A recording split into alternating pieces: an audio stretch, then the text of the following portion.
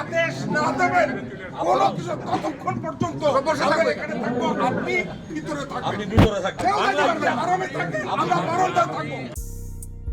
অন্তর্বর্তী সরকারের গঠন করা কমিটির সুপারিশের আলোকে বিগত 17 বছর পদোন্নতি সহ নানাভাবে বঞ্চিত কর্মকর্তাদের ভূতাপেক্ষ পদোন্নতির প্রজ্ঞাপন জারির দাবিতে অবস্থান কর্মসূচি পালন করছে বৈষম্য বিরোধী কর্মচারী ঐক্য ফোরাম। সংগঠনের আহ্বায়ক এবিএম আব্দুস সাত্তারের নেতৃত্বে 3 শতাধিক কর্মকর্তা এতে অংশ নেন। রোববার সকাল 8টা থেকে জনপ্রশাসন মন্ত্রণালয়ের সিনিয়র সচিব মোহাম্মদ মোখলেসুর রহমানের দপ্তরের সামনের বারান্দায় বসে পড়েন তারা। দাবি আদায় না হওয়া পর্যন্ত অবস্থান করবেন বলেও জানিয়েছেন কর্মকর্তারা।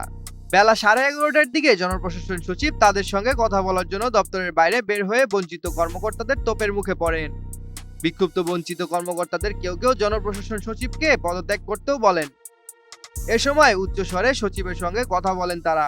জবাবে জনপ্রশাসন সচিব কর্মকর্তাদের বলেন, বঞ্চিত কর্মকর্তাদের ভূতাপেক্ষ পদোন্নতি দেওয়ার বিষয়ে প্রধান উপদেষ্টার দপ্তর থেকে তার কাছে কোনো ফাইল আসেনি। ওই ফাইল আসার সঙ্গে সঙ্গেই তিনি প্রয়োজনীয় প্রক্রিয়া সম্পন্ন করবেন। এরপরও সচিবের উপর চড়াও হয়ে কথা বলতে থাকেন বঞ্চিত কর্মকর্তারা। পরে জনপ্রশাসন সচিব নিজের দপ্তরে ঢুকে পড়েন।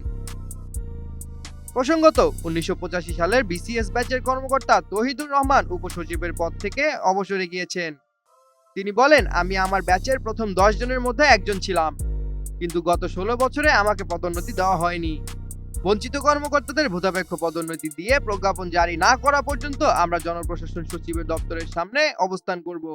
জানা যায়, বিগত আওয়ামী লীগ সরকারের আমলে অবসরে যাওয়া বঞ্চিত 464 জন কর্মকর্তাকে ভূতাপেক্ষ পদোন্নতির সুপারিশ করে গত 10 ডিসেম্বর প্রধান উপদেষ্টার কাছে সুপারিশ জমা দিয়েছে বঞ্চনা নিরসন কমিটি।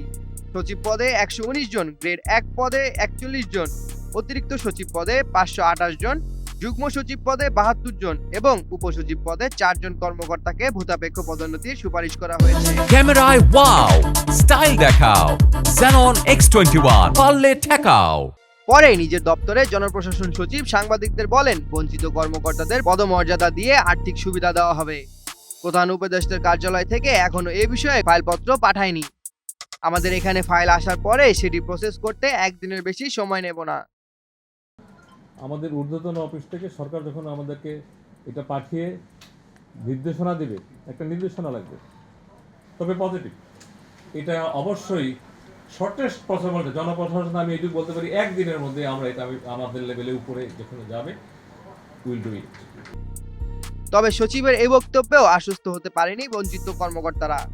কারণ গত 5 আগস্ট বিগত সরকারের পতনের পর থেকে আন্দোলন করছেন বঞ্চিত এসব কর্মকর্তা, কিন্তু আশ্বাস দেওয়া হলেও 4 মাসে কোনো প্রতিফল দেখতে পাননি তারা।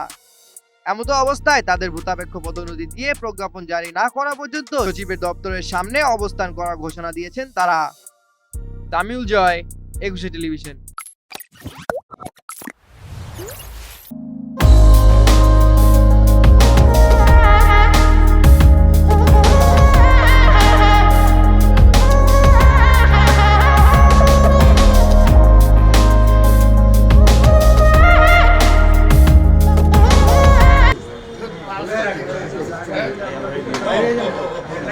বাইরে যাবেন